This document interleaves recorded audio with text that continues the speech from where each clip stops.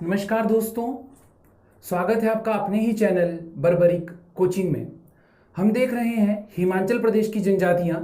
तो आज की जो हम जनजाति देखेंगे उस जनजाति का नाम है किन्नर जनजाति। देखिए, सबसे पहले मैं आपको एक बात बता दूं, अगर आपने हिमाचल प्रदेश की जनजातियों का अभी तक पुरानी वीडियोस नहीं देखी हैं तो जल्दी से जाके देख लीजिएगा। प्लेलिस्ट में आपके लिए लिंक दिए गए हैं। और साथ ही साथ बिना समय बर्बाद किए आपकी वीडियो स्टार्ट करते हैं। किन्नर जनजाति, किन्नर जनजाति। देखिए, नाम से स्पष्ट हो रहा है कि जो किन्नर जनजाति है ये कहां पर पाई जाएगी? किन्नौर में। किन्नर जनजाति कहां पर पाई जाएगी दोस्तों? किन्नौर में पाई जाएगी।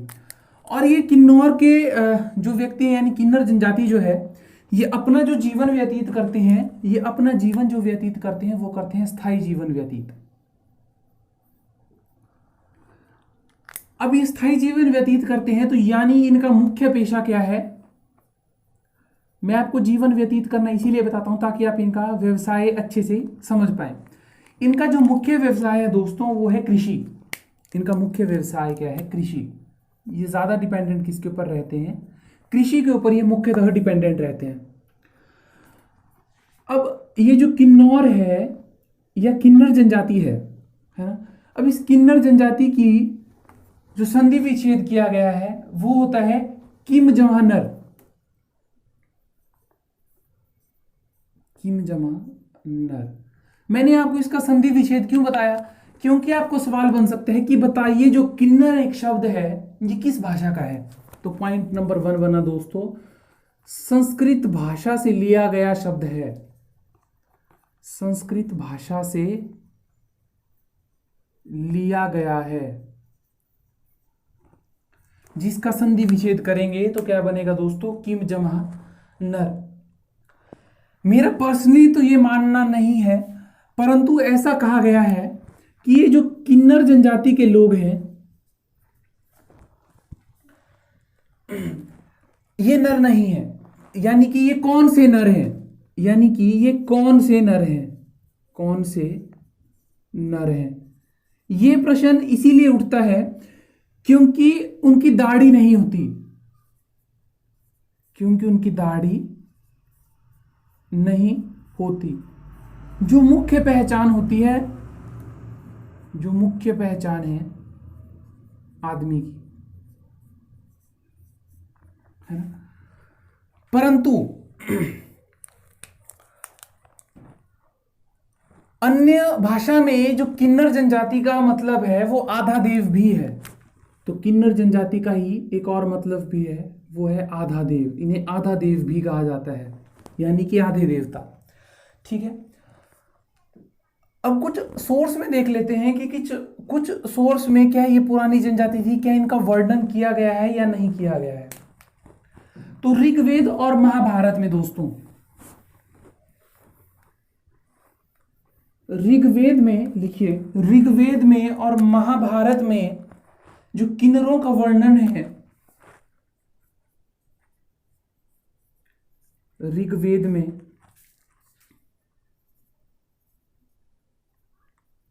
महाभारत में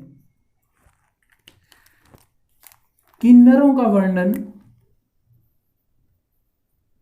यक्षों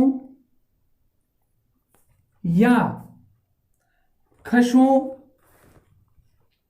यक्ष को ही जो है ना खश कहते हैं, यश या खश, और गंधर्वों के साथ आता है।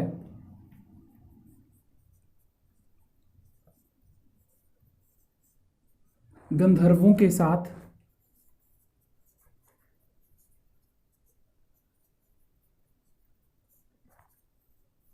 आता है। ये जैसा मैंने आपको बताया कि गंधर्वों के साथ आता है। ये बाद में अश्वपति बन गए और जो स्पीति के निवासी कहलाए, ये बन गए थे बाद में अश्वपति, जो बाद में स्पीति के सदस्य कहलाए। स्पीति के सदस्य कहलाए। ठीक है, यहां तक आपने लिख लिया। इसके बाद लिखिए, ये जो किन्नर जनजाति के लोग हैं ये जाति भेद और वर्ण भेद करते हैं।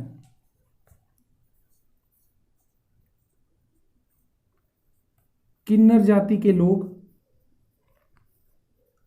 जाति भेद यानी कि बताता हूं आपको, और वर्ण भेद करते हैं। देखिए, जैसा कि हमने जब हम इतिहास पढ़ रहे थे तो हमने बताया था कि वर्णों के हिसाब से बांटा गया था, कि जैसे ब्राह्मण, क्षत्रिय, वैश्य, शूद्र, उस तरह से ये जाति भेद या वर्ण भेद करते हैं, है ना। नेक्स्ट पॉइंट लिखिए, कालिदास जो एक बहुत ही प्रसिद्ध इतिहासकार हैं, लेखक हैं, उन्होंने जो किन्नर हैं इनको अश्वमुख कहा है।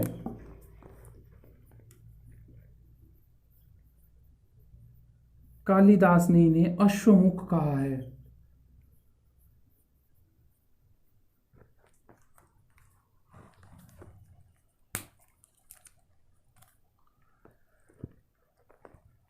यहां पर बहुपति प्रथा तो शामिल है ही है किन्नर जनजाति में। जैसा कि हमने मोस्ट ऑफ दी जो हम अभी पुरानी जनजातियां हमने देखी, या हमने हिमाचल जो एचएस की सीरीज हमने कंटिन्यू की थी, वहां पर हमने देखा था कि कुछ जो जनजातियां थी या जो किन्नौर और लाहौल स्पीति के जो मुख्यतः लोग थे, या जो औरतें भी थी, वो शराब का सेवन करती थी। परंतु यहाँ पे एक अच्छी बात यह है कि यहाँ पे औरतें जो है वो शराब का सेवन नहीं करती हैं। बहुपति प्रथा शामिल है, परंतु जो महिलाएं हैं शराब नहीं पीती। ठीक है दोस्त, आगे चलिए। ये तो था कुछ बेसिक इनके बारे में, परंतु अब सवाल बनने वाला पॉइंट है जहां पे आपको याद करना पड़ता है। ये तो आपको बहुत ही इंटरेस्टिंग नजर आता है, परंतु अब डालिए टॉपिक वेशभूषा। इनकी वेशभूषा क्या है? सबसे सवाल, मुश्किल सवाल तो यही है, इनकी वेशभूषा।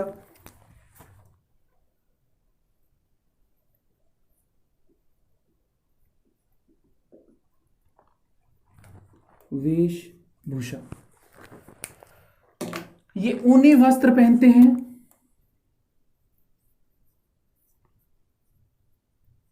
ऊनी वस्त्र मुख्यतः याद रखना, जितनी भी जनजाति है वो ऊनी वस्त्र ही पहनेगी।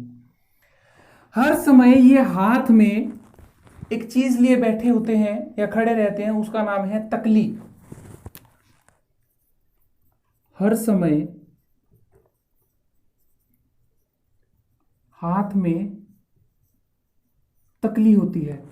ये तकली जो होती है ये ऊन काटने के लिए लकड़ी का एक औजार सा होता है।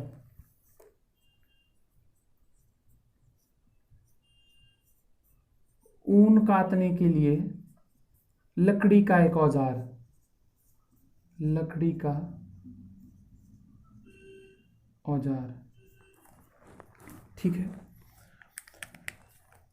जो एक शब्द है उस शब्द का नाम है दोस्तों स्पंद।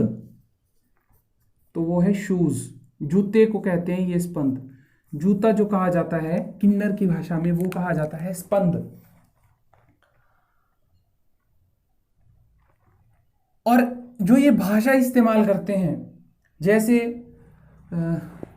फॉर एग्जाम्पल मैं आपको बताऊं, जैसे बुद्ध धर्म था, जैसे जैन धर्म था, जैसे और भी थे ना। तो जैसे ब्राह्मणों ने जो मुख्यतः अपनी भाषा को अपनाया था वो थी उनकी संस्कृत, है ना। तो जैसे बुद्ध ने अपनाई थी, जैसे शायद मुझे प्राकृत याद है, और जैनों की थी शायद बुद्ध की थी पाली और जैन की थी प्राकृत, है ना। तो उसी तरह जो किन्नर जनजाति है इनकी जो भाषा है उस भाषा का नाम है हमस्कत। किन्नरों की भाषा कौन सी है? हमस्कत। हमस्कत। तो इस चीज को एक बार चेक कर लेना दोस्तों, है ना, थोड़ा कंफ्यूजन है। हमस्कत, सॉरी हिमस्कत नहीं, हमस्कत। तो किन्नरों की जो भाषा है वो कौन सी है? हिमस्कत इनकी भाषा है। जैसे कुछ मैं आपको इनके वर्ड बताता हूं कि जैसे पानी को ये क्या कहेंगे, या अन्य चीजों को ये क्या कहेंगे। तो एक साइड आप लिख लीजिए किन्नर, और एक तरफ लिख लीजिए हिंदी। सेम इसी तरह इस साइड भी लिख लीजिए, इस साइड लिख लीजिए किन्नर और इस साइड लिख लीजिए हिंदी। देखिए एक शब्द है इनकी भाषा में, वो कहेंगे ती, तो ती कहते हैं ये पानी को। नेक्स्ट कहेंगे ये किम, तो किम का मतलब होता है दोस्तों मकान। नेक्स्ट कहेंगे बोलेंग,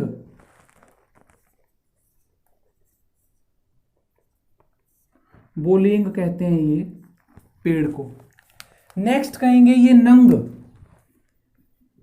तो नंग कहते हैं ये थाली को। नेक्स्ट कहेंगे ये दाउच, दाउच कहते हैं ये बहन को।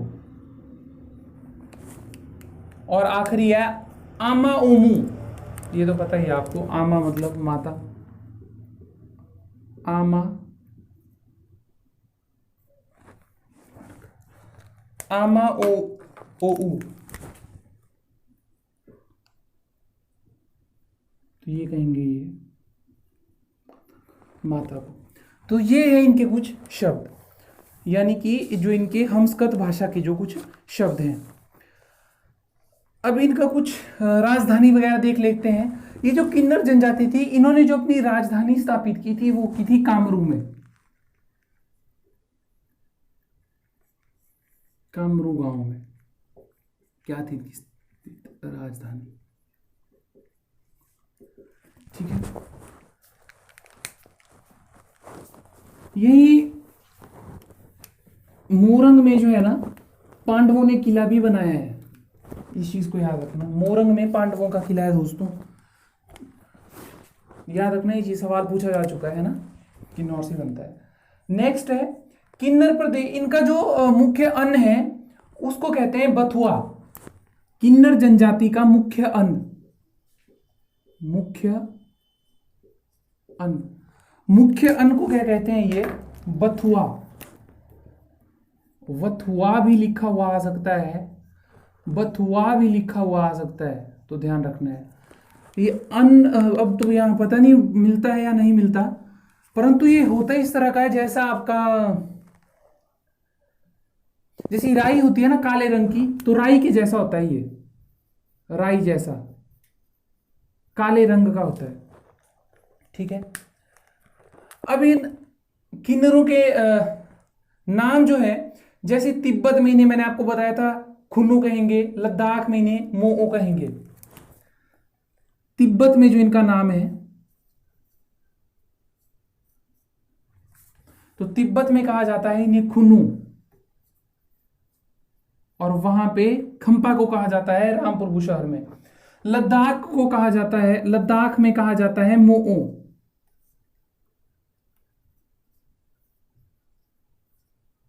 मोओ, ठीक है, इस चीज का आप थोड़ा ध्यान रखिएगा।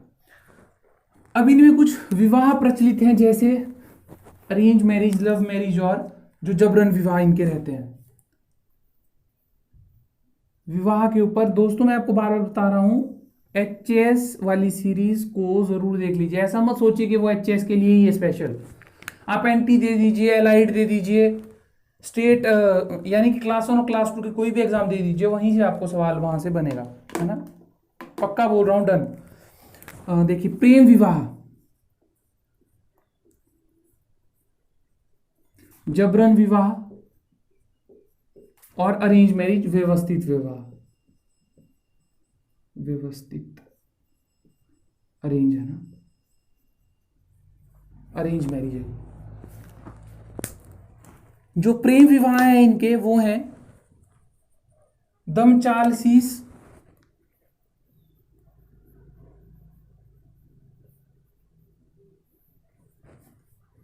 नेक्स्ट है दमचलशीश,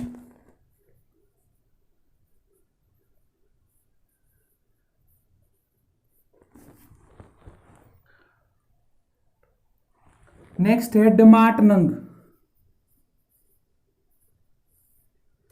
डमाटनंग, डमाटनंग शीश। प्रेम विवाह 3 है, दमचाल शीश, दमचल शीश, डमाट नंग शीश। जबरन विवाह है इनके दरोश,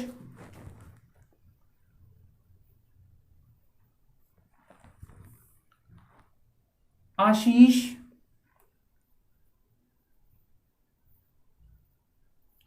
हार।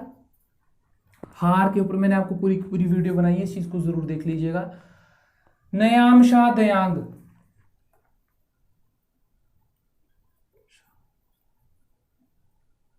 दयांग। ठीक है, ये जो हार होता है यहां पे दूसरे की पत्नी को भगा लिया जाता है। और कुछ और भी है, जैसे तलाक, तलाक को ये क्या कहेंगे,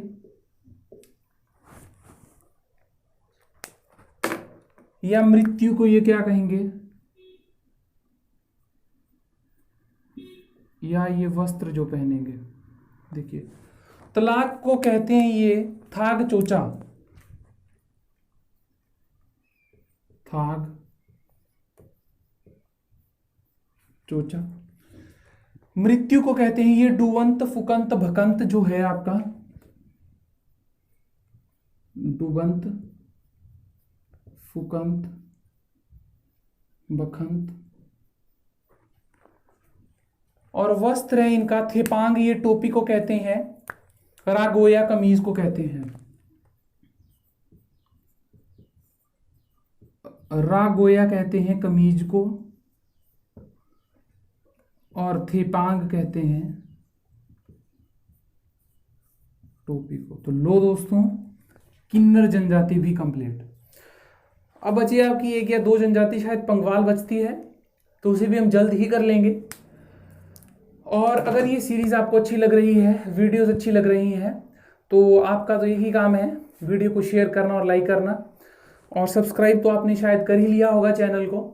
तो इसी तरह इस चैनल के साथ जुड़े रहिए, और आपको जल्द ही हिमाचल प्रदेश के इतिहास के हर एक डिस्ट्रिक्ट की ब्रीफ डिस्क्रिप्शन के साथ वीडियो आने वाली है, जो आपको स्टार्टिंग से लास्ट तक आएगी पूरे के पूरे सीक्वेंस में। इसी के साथ साथ हिमाचल प्रदेश पुलिस की जो वैकेंसीज आई हैं, पूरा का पूरा सिलेबस भी कराऊंगा एकेडमी में। जो जब एकेडमी आपकी कंटिन्यू होगी, वहाँ पर आपका पेड कोर्स रहेगा, ऑनलाइन तो नहीं चलेगा। उसी के साथ साथ आपका जो कंडक्टर भर्ती है उसकी भी क्लासेस लगी हुई है, फिर से कंटिन्यू हो जाएंगी। और अगर ये वीडियोस आपको अच्छी लग रही हैं तो कमेंट सेक्शन में ज़रा मेंशन कीजिएगा कि कितनी अच्छी आपको लग रही हैं। और इस चैनल पर जुड़े रहने के लिए आपका तहे दिल से शुक्रिया।